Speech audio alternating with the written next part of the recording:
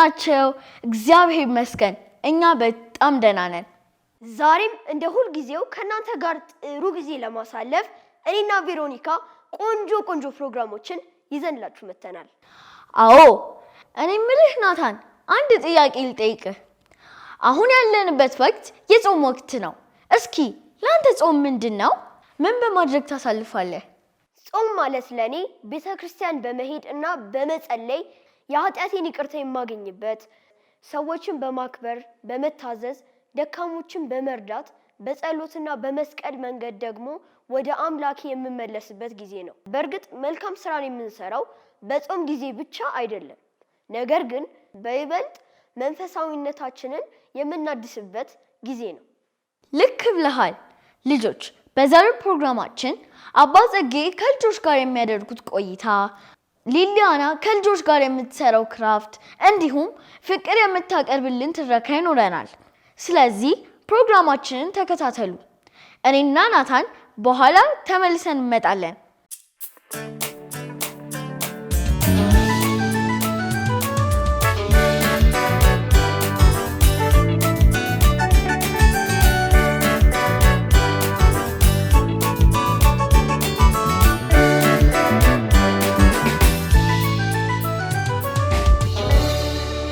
እንዴት ናችሁ ልጆች? ደህና ናችሁ ወይ? ሳምንቱ እንዴት ነበር? ጥሩ እንደነበረ ተስፋ አድርጋለሁ። ባለፉት ጊዜያት ስለ በርናዴት ስናስብ ነበረ። በርናዴት ምን አለች፣ ለኛ ምን ታስተምራለች የሚሉ ነጥቦችን እያነሳን ከናንተ ጋር አውርተናል።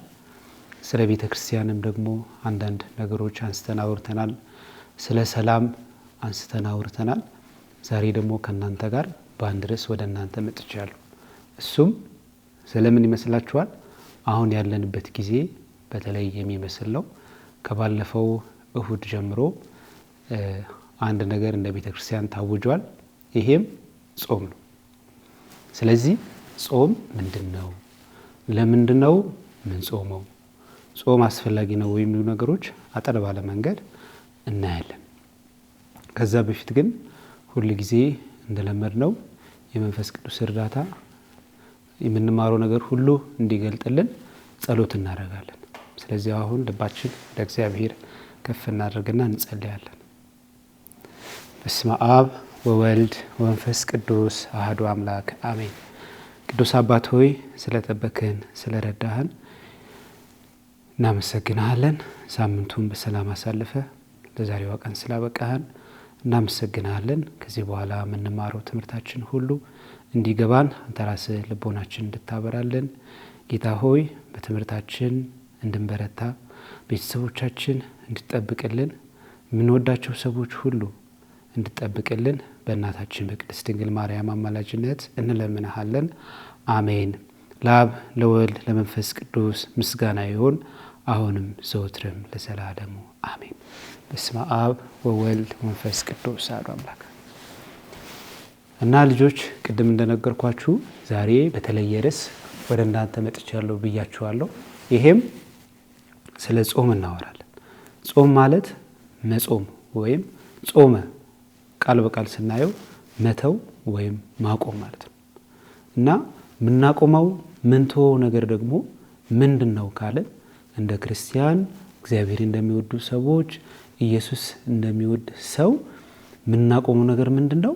እግዚአብሔር የማይወደው ነገር፣ ኢየሱስ ክርስቶስ የማይወደው ነገር፣ ከእግዚአብሔር ሐሳብ ጋር ከእግዚአብሔር እቅድ ጋር የማይሄድ ነገር ሁሉ መተው ማለት ነው። ስንተው ደግሞ እኛ ራሳችንን የምናንጽበት ወይም የእግዚአብሔር ጸጋ ወደኛ የሚፈስበትና የእግዚአብሔር ጸጋ እንዳንቀበል ከሚያደርጉ ነገሮች ሁሉ መተው ማለት ነው፣ ወይም መራቅ ማለት ነው። ክፉ ነገሮች እግዚአብሔር የማይወደው ነገር ቢኖር ኃጢአት ነው። ኃጢአት ደግሞ ብዙ አይነት ነገር አለ። መሳደብ፣ ክፉ ቃል ማውጣት፣ ሰውን አለማክበር፣ አለመታዘዝ፣ ስንፍና፣ ትዕቢት፣ ብዙ ነገሮች ልንጠቅስ እንችላለን። እነዚህ ነገሮች ሁሉ እግዚአብሔር የማይወዳቸው ነገሮች ናቸው። ስለዚህ መጾም ማለት መተው ነው። ምንተው ነገር ደግሞ እግዚአብሔር የማይወደው ነገር ነው። እግዚአብሔር የማይወደው ነገር ደግሞ ምንድነው? ኃጢአት እና የኃጢአት ምክንያት መሆን። ስለዚህ ይህ ካልን ታዲያ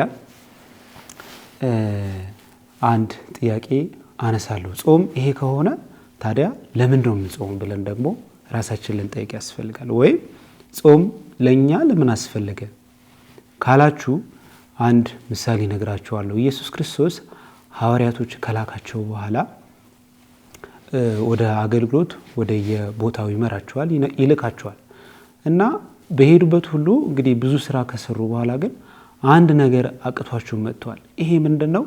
አጋንንትን ማስወጣት አልቻሉም። እና ይሄ አጋንንት ደግሞ እንደዚሁ ቀላል አጋንንት ሳይሆን ከባድ የሚባሉ በሰው ኃይል ማድረግ የማንችል ግን የእግዚአብሔር ኃይልና ስልጣን ካልተሰጠበት በስተቀር ይህ ማድረግ የማንችለው አይነት እና በእኛ ስልጣን ማስወገድ የማንችለው የሰይጣን ወይም የአጋንንት ኃይል ነበርና ታዲያ ይመጡና ይነግሩታል። ውሏቸው፣ ስራቸው ሁሉ ከነገሩት በኋላ አንድ ነገር አጣን። ይሄም አጋንንት አልታዘዙንም። አጋንንት ማለት አንድ በጣም በኃይለኛ የታመሰው ነበርና ይሄም ሰውየው በአጋንንት የተያዘ ነበር እና የአጋንንቶች ቁጥር ደግሞ በጣም ብዙ ስለነበሩ ሐዋርያቶች ይህን ማድረግ አልቻሉምና ይህ አቅቶናል ሲል ታዲያ ኢየሱስ ምን ቢመልስላችሁ ጥሩ ነው? ምን ታስባላችሁ? ይሄ ነገር በጾምና በጸሎት ካልሆነ አይታዘዝም ወይም እሺ አይላችሁ እና ስለዚህ መጾም የሚያስፈልገን ምክንያቱ ክርስቶስ ራሱ ነግሮናል ማለት ነው። ለምን? የዓለም ኃይል፣ የሰይጣን ኃይል፣ ከክፉ ኃይል፣ የኃጢአት ኃይል ማሸነፍ እንድንችል እግዚአብሔር ጸጋውን የሚሰጥበት መንገድ ነው ማለት ነው። እኛ ራሳችን ከኃጢአት ስንቆጥብ ወይም ራሳችን ከኃጢአት ስንጠብቅ የእግዚአብሔር ጸጋ ይሞላናል ማለት ነው። የእግዚአብሔር ኃይል በእኛ ላይ ይሞላል ማለት ነው። ስለዚህ የክፉ መንፈስ የክፉ ኃይል ማሸነፍ የምንችልበት እግዚአብሔር የሚሰጠን ጸጋ በእኛ ውስጥ ስላለ ያ ነገር ማሸነፍ እንችላለን ማለት ነው። ገብቷችኋል ልጆች? ስለዚህ መጾምና መጸለይ እጅግ ለክርስቲያናዊ ሕይወታችን በጣም በጣም ትልቅ ትርፍ አለው። ትርፉ ምንድነው? ኃጢአትን እንዳናደርግ እግዚአብሔር በዛ መንገድ ጥበቡን ስለሚሰጥ ነው። ሰው ከእግዚአብሔር ጋር አብሮ መሄድ ካለበት እኛ በትምህርታችን በሕይወታችን ሁሉ ከቤተሰብ ጋር ባለን ከወንድሞቻችን ከታላላቅ ከታናናሾቻችን ጋር ባለን ህብረት ሁሉ እግዚአብሔር የሚወደው ሰዎች ሆነን መገኘት ካስፈለገ ጸሎት የግድ ነው፣ ጾምም የግድ ነው ማለት ነው። ለምን? እግዚአብሔር የማይወዳቸው ነገሮች እንዳናደርግ የእግዚአብሔር ጸጋ ያስፈልገናል። የእግዚአብሔር ጸጋ ደግሞ እንድናገኝ መጾምና መጸለይ አስፈላጊ ስለሆነ ስለዚህ ኢየሱስ በጣም አስፈላጊ ስለሆነ ጾምና ጸሎት ለሐዋርያቶች እንደዚህ ብሎ ይነግራቸዋል። ስትጾሙና ስትጸልዩ እናንተ እሺ ማይል ያጋንንት ኃይል እናንተን የማይታዘዝ የኃጢአት ኃይል አይኖርም ብሎ ይነግራቸዋል ማለት ነው። ስለዚህ እኛም ከቤተሰብ ጋር ስንኖር በትምህርት ቤት ስንኖር እግዚአብሔር የማይወደው ነገሮች እንድናደርግ በጣም ብዙ ምክንያቶች ይኖሩናል። አለመታዘዝ ይሆናል፣ እምቢ ማለት ሊሆን ይችላል፣ ታላላቆቻችንን አለማክበር ይሆናል። እነዚህ ነገሮች ሁሉ እግዚአብሔር የማይወዳቸው የሰይጣን ሐሳቦች ናቸው። ስለዚህ እነዚህ ነገሮች አሸንፈን መታዘዝን፣ ሰውን ማክበርን፣ ሰውን መውደድን እንድናውቅ ካስፈለገ ምን ማድረግ ያስፈልጋል? መጸለይና መጾም ያስፈልጋል። አሁን ወደ መጨረሻ ነጥብ መጣና ጾም ይሄን ካልን ለምን ጾም እንደሚያስፈልግ በደንብ እንደገባችሁ ተስፋ አደርጋለሁ። ስለዚህ አሁን እኛ ሁላችን እንደ ህፃናት እንደ ልጆች ከምንድነው የምንጾመው ብላችሁ ጠይቁ። ቅድም ጾም ምን እንደሆነ ስናብራራና ስናየው እግዚአብሔር ከማይወደው ነገር ጋር መራቅ፣ እግዚአብሔር የማይወደው ነገር መተው ማለት ነው። እና እግዚአብሔር የማይወደው ነገር መተው ማለት ኃጢአትን መተው ማለት ነው። ስለዚህ ኃጢአት የምትሏቸው ነገሮች እስኪ አስቡ። ቤት ሆናችሁ፣ ትምህርት ቤት ከጓደኞቻችሁ ጋር ሆናችሁ፣ ሰፈር ከልጆች ጋር ሆናችሁ እግዚአብሔር የማይወደው ነገር እስኪ ምን ታያላችሁ ወይም ምን ታደርጋላችሁ? ለምሳሌ እንጥቀስ አይደል? ለምሳሌ መሳደብ፣ ሰውን ማንቋሸሽ፣ ታናናሽም ታላላቅም አለማክበር፣ በስድብ ማዋረድ፣ እናት አባትን አለማክበር። ሌላ ደግሞ ትምህርት ቤት ስንሄድ የትምህርት ቤት ጓደኞቻችን መጥፎ አርአያ መሆን፣ በትምህርት አለመበርታት። ስንፍናም ትልቅ የኃጢአት ምክንያት ነው። የቤት ስራ ተሰጥቷችሁ የቤት ስራችሁን ሳትሰሩ ከሄዳችሁ ይሄም ምክንያቱም ትምህርት ቤት ስትሄዱ አስተማሪ ይቆጣል። አስተማሪ ከተቆጣ ደግሞ የኃጢአት ምክንያት ሆናችሁ ማለት ነው። አስተማሪ ካልታዘዛችሁ፣ ክላስ ውስጥ የምትረብሹ ከሆነ፣ አስተማሪያችሁን ማታከብሩ ከሆነ፣ የሚሰጣችሁን ስራ በደንብ ማትሰሩ ከሆነ አሁን እነዚህ ነገሮች ሁሉ እግዚአብሔር የማይወዳቸው ነገሮች ናቸው። ለምን? አለመታዘዝ ስለሆነ፣ ለምን? አለማክበር ስለሆነ። ስለዚህ አሁን በዚህ በሁለት ወር ጾም ጊዜ ትልቁ ነገር አደራ የምላችሁ ነገር ምንድነው? ስትጾሙ እናንተ ገና እድሜያችሁ ትንንሽ ሊሆን ይችላል። ስለዚህ ከምግብ ከምን እናንተ ብዙ ላይ ይጠበቅባችሁ ይችላል። እንደ የእድሜያችሁ መጠን የእናንተ ጾም ይወስናል። ግን በህይወታችሁ ግን አንድ ነገር አደራላችሁ የምፈልገው ነገር ምንድነው? በዚህ ጾም ጊዜ ቤተሰብ ማታከብሩ ከሆነ ቤተሰብ እንድታከብሩ፣ እናት አባት፣ ወንድም ታላላቅ ሁሉም ማታከብሩ ከሆነ ይሄን እንድታደርጉ አደራላችኋለሁ። በትምህርታችሁ ሰንፋችሁ ከሆነ በዚህ በጾም ጊዜ የበለጠ ብርቱ ሆናችሁ በመገኘት እግዚአብሔር የሚወደውን ሰው ሆናችሁ እንድትገኙ አደራላችኋለሁ። ስለዚህ እናንተም ጾሙት ከምንድነው? ከመሳደብ፣ ሰውን ካለማክበር፣ ጓደኛን ከመሳደብ፣ ከማንቋሸሽ እነዚህና ከመሳሰሉ ነገሮችን ራሳችሁን በመጠበቅ መጾማችሁን ታረጋግጣላችሁ ማለት ነው። ገብቷችኋል? እግዚአብሔር የሰማነውን ቃል በልቦናችን ያሳድርልን። መጾም እንድንችል እግዚአብሔር አምላክ ጸጋውን ያብዛልን። አሜን። በስመ አብ ወወልድ ወመንፈስ ቅዱስ አሐዱ አምላክ አሜን።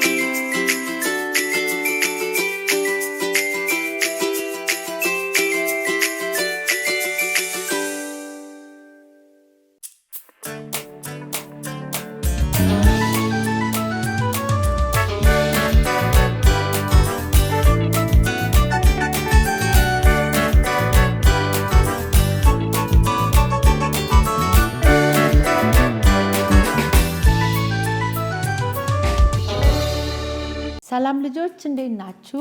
አሁን ደግሞ ክራፍት የምንሰራበት ሰዓት ደርሷል።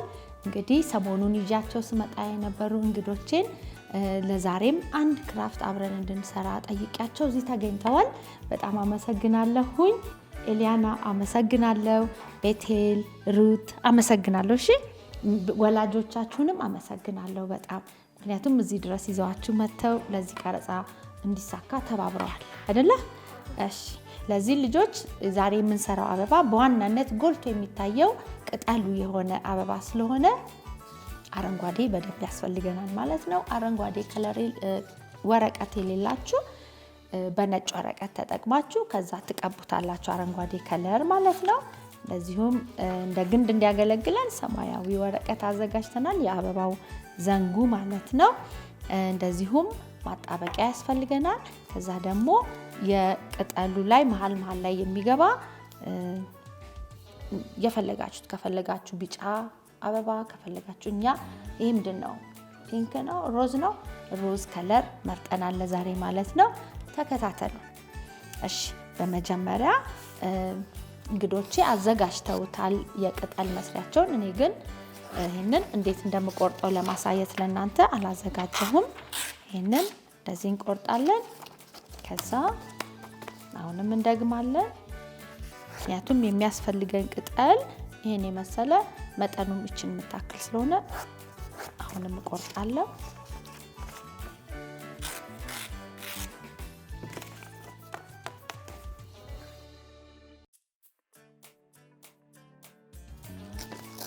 ያው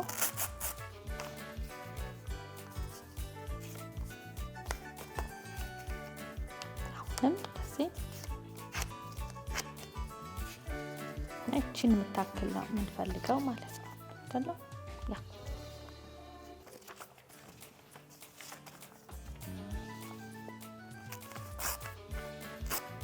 እሺ አንዷ ቅጠል እንግዲህ በዚህ ነው የምትሰራው ማለት ነው። እቺን ካዘጋጀን በኋላ እንደዚህ እናጥፋለን። ካጠፍን በኋላ እዚህ ላይ ቅጠሉን እንስላለን። የምንስለውም እሺ እስክርቢቶ ወይ እርሳሳችሁን ትይዙና በዚህ በታጠፈው በኩል እስቲ ይሄኛው በዚህ በኩል በዚህ ከሰራሽ አይሆንም፣ ብትን ይላል የሰራሽው ነገር። እሺ ሩቴችን አርገሽ ከዛ ከዚህ ትጀምሪና እንደዚህ እዚች ጋር ስደርሺ እንደዚህ ታደርጊያለሽ። ይሄን ኢዩንስቲ ኤሊያና ሰራሽ እንጂ እሺ እኔን ተከተሉኝ እናንተ። ከዚህ እንጀምራለን ሰፋ ያደረግን ቅጠል የሚመስል ግማሹን ማለት ነው። አቃት ጨርሽ እዚህ ጋር ከደረሰ በኋላ እንደዚህ አድርገን እስቲ አይማ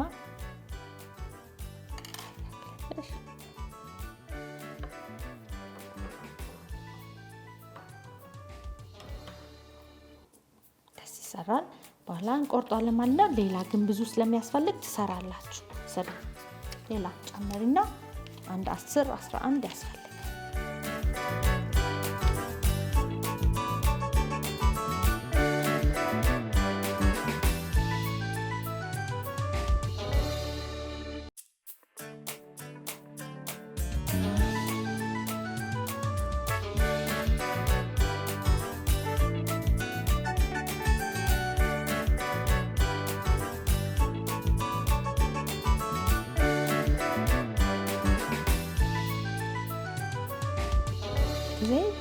እንደዚህ አጥፈን የምንሰራቸው ስዕሎች በኋላ ስንገልጠው ሙሉ ስዕል እንዲያሳየን ስንፈልግ በታጠፈው በኩል ነው የምንሰራው። እሺ ልጆች፣ ምክንያቱም በዚህ በኩል ከሰራ ነው ክፍት በሆነው በኩል አይመጣም፣ ግማሽ ነገር ነው የምናገኘው ማለት ነው። እሺ የቻላችሁትን ያህል ስሩ። አበባ ስንስል ወረቀት ላይ ቅጠል እንሰራ የለም። ቅጠል ስንሰራ የምንሰራው ቅጠል ይሄ እዚህ ላይ የምናደርገው ግማሹን ነው ማለት ነው። ሙሉውን ስንሰራ የምናገኘውን ስንከፍተው ሙሉ ቅጠል ይሆንልናል። እሺ የደረሰውን ያህል እንያዝና ልጆች ለተመልካቾቻችን ለማሳየት ያህል ይበቃናል ማለት ነው። እንይዝና አሁን እዩ እንቆርጣለን ማለት ነው። ቀጭኑን መንገድ እንደዚህ አድርገን የሳልነውን እንቆርጣለን። ደስ ያለ ይሄን የመሰለ ቅጠል እናዘጋጃለን ማለት ነው። አንዳንዱ ወፍራም፣ አንዳንዱ ቀጭን ሊሆን ይችላል።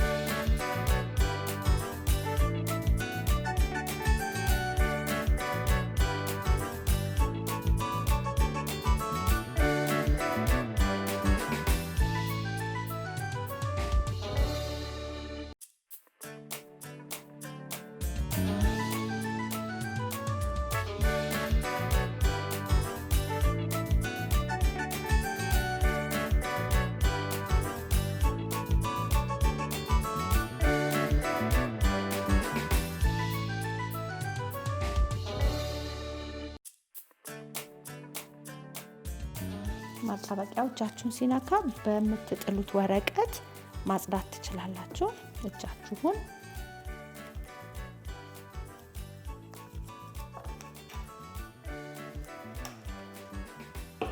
ያው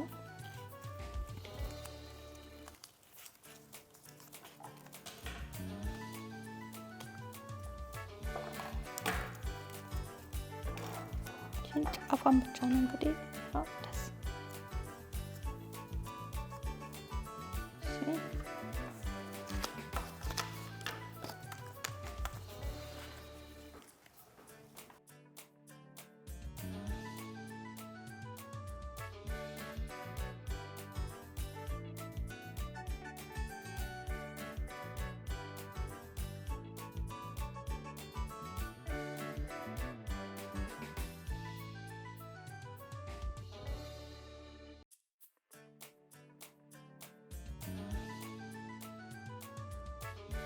እሺ እነዚህን ቅጠሎች እንደዚህ ካዘጋጀን በኋላ እንግዲህ ቅጠሉን ያዘጋጃችሁ እናንተ ይሄንን እንዴት እንደምንጠቀልል ላሳያችሁ።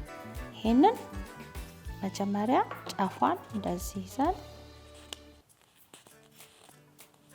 እንደዚህ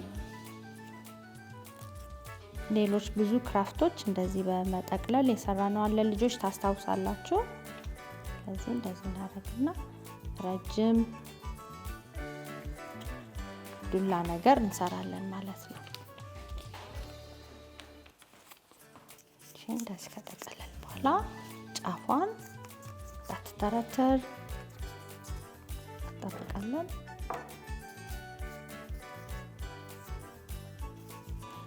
ቤቴ ችግር የለም። እሺ ይለቃል። አሁን እዚህ ላይ ፎከስ አድርጊ።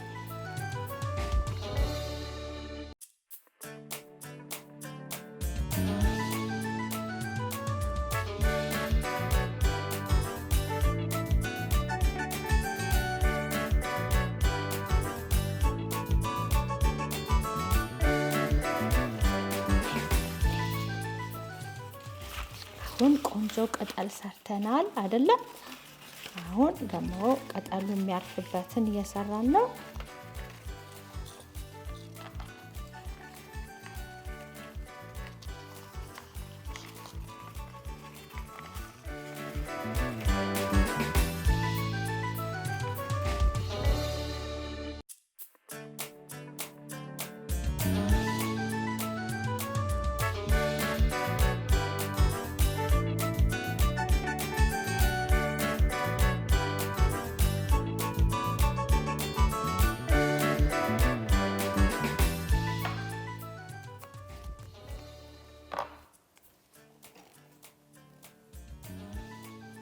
በጣም ጥሩ።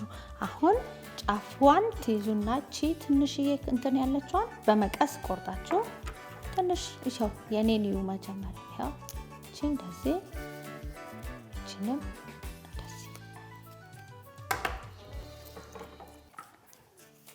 እንደዚህ ከያዝን በኋላ ትንሽ ደፍጠጥ እናረጋለን። ከዛ ያዘጋጀነውን ቅጠል እንይዝና ቀስ ብለን ሳናበዛ ያለው ከላይ ያለውን በመጠቀም ማለት ነው። እንደዚህ አድርገን እዚህ ጋር እንደዚህ እናጠብቃለን። ከላይ ጭንቅላቱ ላይ እሺ። ከዛ አሁን ሌላውን ደግሞ በዚህ እያደረግን እኩል በኩል ሳይሆን አንዱን ከፍ አንዱን ዝቅ ማድረግ አለብን ኤሊያና። እሺ ያው አሁን አየሽ እዚህ ከሆነ ይሄን እዚህ ጋር ወረድ ማለት ያስፈልጋል።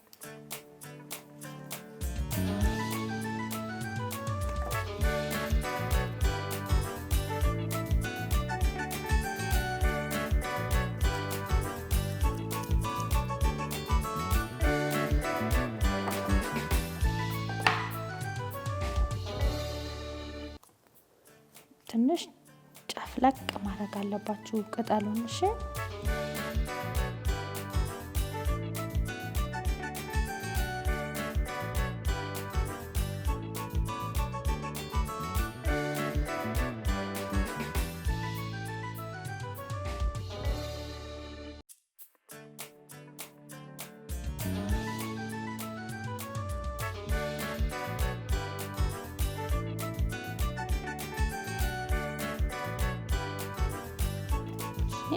እንደዚህ አድርገን ካዘጋጀን በኋላ አሁን ደግሞ እንግዲህ የሚቀጥለው ምንድነው?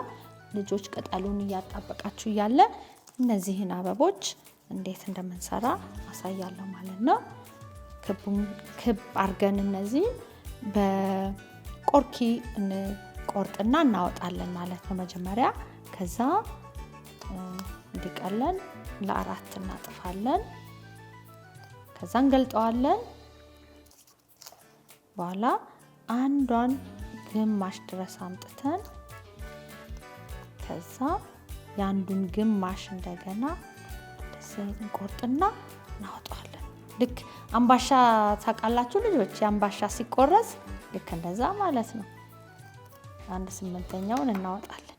ከዛ እቺን እንደዚህ እናረግና ጫፏን ማጣበቂያ በማስነካት መብዛት የለበትም። እንደዚህ አድርገን እቺ እንደዚህ እንሰራለን። የተወሰነ እንደዚህ ከሰራን በኋላ እናዘጋጅና ያው እኔም ይሄን ከፍታለሁ። አሁን አንዱን ይዤ ግማሽ ድረስ አመጣና ቆርጣለሁ። ከዛ የዚህን ግማሽ እንደገና 1/8ኛውን ማለት ነው እንደዚህ አወጣለሁ። ከዛ ጫፏን ትንሽ በጣም ትንሽ አበባ ስለሆነች ብዙ ማጣበቂያ አያስፈልግም። ትንሽ እዛ እንደዚህ እናደርጋለን።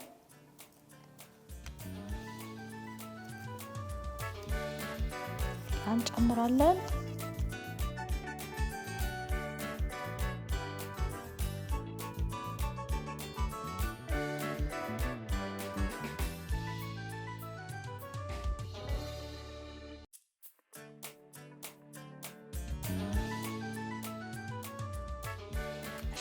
ይሄን እንደዚህ ካደረግን በኋላ ልጆች እዚህ ጋር ደግሞ አበባችንን አዘጋጅተናል። ከመለጠፍ በፊት እዚህ ጋር አንድ ጥቁር ቀለም አለኝ እንዲያምር ለጌጥ እንዲሁም መሀል ላይ አንድ ጠብታ እዚህ አዘጋጃለሁ።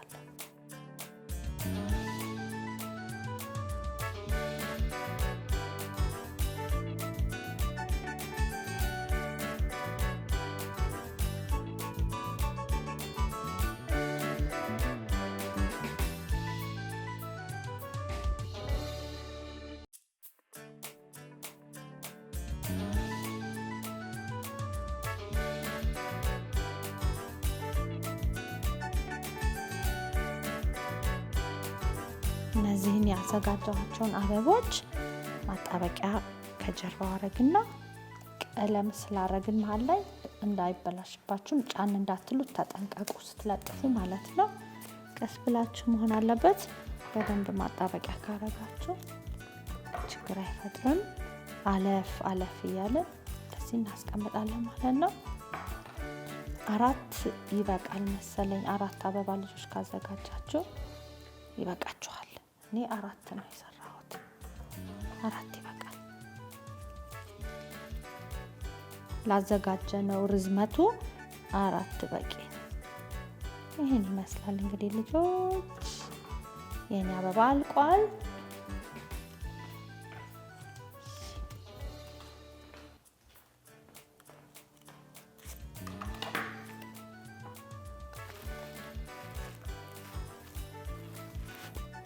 እሺ አበባችሁን ሰርታችሁ ስጨርሱ እንግዲህ እንደዚህ አድርጋችሁ ጥቁሯን ቀለም መሀል ላይ ጠብ ጠብ አድርጉ። ጎበዝ። ወደ ሌላው ባሄድብሽ ጥሩ ነው። እሺ ጎበዝ ጎበዝ ጎበዝ።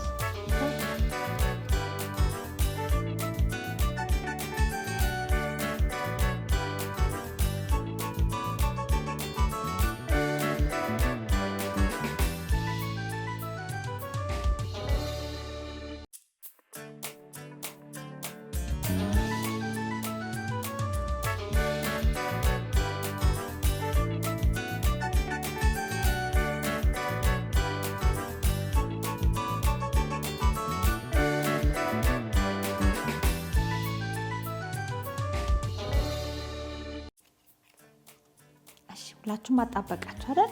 እሺ አሁን የሰራነውን አበባ ከፍ አድርገን እንግዲህ ለጓደኞቻችን እናሳያለን ማለት ነው። ይሄን ይመስላል ልጆች። እንግዲህ ለዛሬ ይዘንላችሁ የቀረብነው ምናልባት ማጣበቂያው እንዳያስቸግራችሁ እጃችሁን እንዳያጣብቅና አልላቀቅ እንዳይል ከወረቀት ጋር ሌላ አይነት ወይም ኮላ የምንለውን ነጩን ብትጠቀሙ የበለጠ ጥሩ ስራ ትሰራላችሁ ማለት ነው። እንግዲህ ይኸው እዚህ ጋር ኤሊያና በጣም የሚያምር አድርጋ ካስተማሪዋ አስበልጣ ሰርታለች። ጎበዝ፣ እናመሰግናለን። ሩት በጣም ጎበዝ፣ እንደ እሷን በሚያክል እድሜ ይሄን የመሰለ የሚሰራ ልጅ የለም። ጎበዝ ሩት፣ እናመሰግናለን። እሺ፣ እንደዚሁም ቤቴል ቆንጆ ነው የሰራችሁት። አልወደዳችሁትም? የሰራችሁትን ወደነዋል። በጣም ነው የሚያምረው አይደል? እሺ ልጆች፣ ስለተከታተላችሁን እጅግ አድርገን እናመሰግናችኋለን። በሚቀጥለው ሳምንት በሌላ ክራፍት እስክንገናኝ ድረስ ደህና ሁኑ። ቻው ቻው።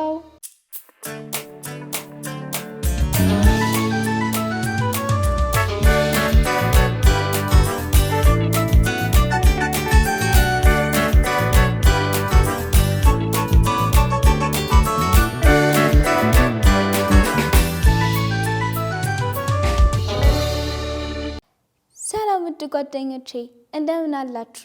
እኔ ፍቅር አብይ እንደተለመደው በሰላም ካቶሊክ ቴሌቪዥን በሚዘጋጀው የልጆች ፕሮግራም መንፈሳዊ ታሪክን ይዤላችሁ መጥቻለሁ። ልጆች፣ የዛሬ የፕሮግራማችን ትምህርት የሚያተኩረው እግዚአብሔር ሰው ሆኖ ወደዚህ ምድር ስለመምጣቱ ነው። ከ2000 ዓመት በፊት ኢየሱስ ለተሰበሰቡ ሰዎች እንዲህ የሚል ጥያቄ አቅርቦላቸው ነበር። ስለ ክርስቶስ ምን ታስባላችሁ? የማን ልጅ ነው? ማቴዎስ 22 ከቁጥር 42 ላይ ብሎ ነበር። ልጆችዬ፣ ይህንን አይነቱን ጥያቄ አንዳንድ ታላላቅ አእምሮ ያላቸው ባለፉት ዓመታት ሲታገሉበት የነበረው ጥያቄ ነው። ኢየሱስ ምድራዊ አገልግሎቱን ባከናወነበት ወቅት ብዙዎች እርሱ ማን እንደሆነ ግራ ተጋብተው እንደነበር ልብ ልንለው ይገባል። ልጆች፣ ይገርማችኋል፣ በተወሰነ ደረጃ ደቀ መዛሙርቱ እንኳን እስከ ሞቱና ትንሣኤው ድረስ ተልእኮውንና ማንነቱን ሙሉ በሙሉ አልተረዱትም ነበር። እንዲያውም በምድር ላይ ሲመላለስ አንዳንዶች ነቢዩ ኤርምያስ መስሏቸው ነበር። ሌሎች ደግሞ ኤልያስ መስሏቸው ነበር። ሌሎችም ደግሞ መጥምቁ ዮሐንስ ከሞት የተነሳ መስሏቸው እንደነበር በመጽሐፍ ቅዱሳችን ውስጥ እናነባለን። ኢየሱስ እኮ ነው! አይገርምም? ነገር ግን ልጆች፣ ኢየሱስ ክርስቶስ ሥጋ የለበሰ አምላክ ነበር። እግዚአብሔር እራሱ እርሱ መሲህ እግዚአብሔር በሰው አምሳል ሆኖ በመካከላችን ለመመላለስ ወዶና ፈቅዶ ነው። በአሁኑም ጊዜ ቢሆን ልጆች እርሱ በጣም ምርጥ ጎበዝ ነቢይ ነበር የሚሉና የእግዚአብሔርነቱን ግን የማያውቁ ብዙ ናቸው። ኢየሱስ ግን አድንቁኝ ወይም ጥሩነቴን አስቡ አላለም። ይልቁንስ ተከተሉኝ አለ።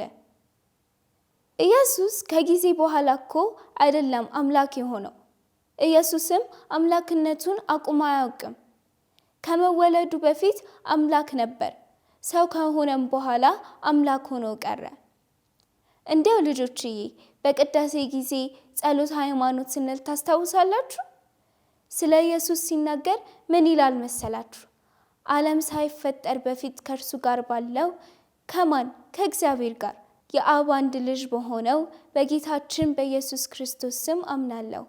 እርሱም ብርሃን ከብርሃን እውነተኛ አምላክ ከእውነተኛ አምላክ የተወለደ እንጂ ያልተፈጠረ ይላል። ስለዚህ ልጆች ኢየሱስ በፊት ሳይኖር ሰው ሆኖ ወደዚህ ምድር ሲመጣ ያኔ ገና የኖረ አይደለም ማለት ነው። ከዘላለም እስከ ዘላለም ያለ አምላክ ነው።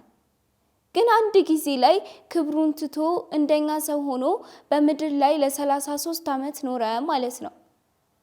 አንድ በጣም የሚወዳችሁ የምትወዱ ሩቅ አገር የሚኖር ዘመድ ቢኖራችሁና ከዛ ከእናንተ ጋር ለተወሰነ ጊዜ ለመኖር ወደ እናንተ ቤት ቢመጣ ብላችሁ አስቡት። ግን ለምን ወደኛ መጣ? ለምንስ ሰው መሆን ስጋ ለብሶ እንደኛ በምድር ላይ መመላለስ ፈለገ? አዎ ልጆች፣ ለትልቅ ዓላማ ነበር። የሰው ልጅ ከገነት ኃጢአት ሰርቶ ሲወጣ ክብር ሁሉ ጎሎት ነበር። ዳግመኛ ከእግዚአብሔር ጋር በገነት መኖር አይችልም ነበር። ግን ደግሞ እግዚአብሔር ይህንን አይፈልገውም። ለምን? በጣም ስለሚወደን ከእርሱ ጋር በጣም በደስታ እንድንኖር ይፈልጋል።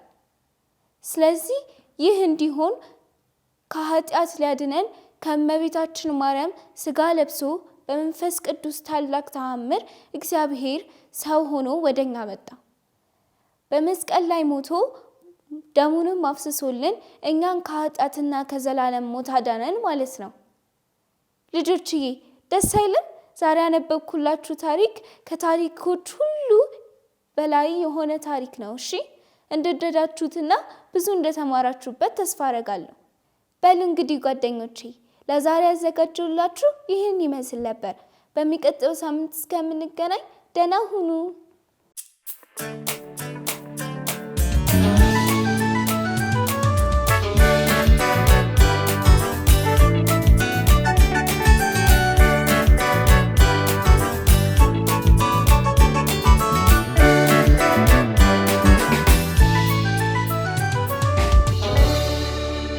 ተመልሰን መተናል። ፕሮግራማችን እንዴት ነበር ልጆች? እንደወደዳችሁት በጣም እርግጠኞች። ሳምንት ደግሞ በሌላ ፕሮግራም እስክንገናኝ ድረስ እንወዳችኋለን። ቻው ቻው።